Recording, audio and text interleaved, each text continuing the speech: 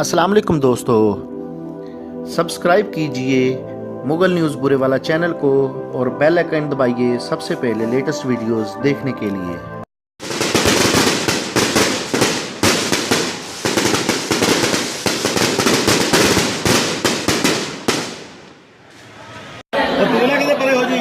परे हो जी किते हाँ सियाना बनी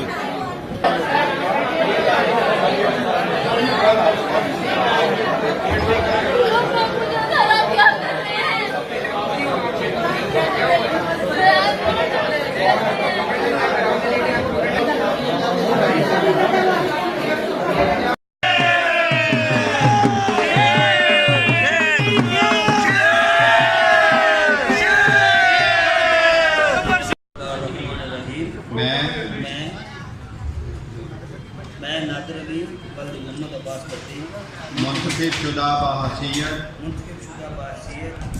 चेयरमैन म्यूनसिपल कमेटी तहसील बिहाड़ी व जिला बिहाड़ी हल्फन कहता हूँ ये कि मैं पाकिस्तान का सच्चा वफादार की पुरजोर फरमाइश पे जो बंदे इसमें मुलव्वस हैं, जो वहाँ थे मौजूद, सबके खिलाफ FIR दर्ज की जाए और सबको गिरफ्तार किया जाए।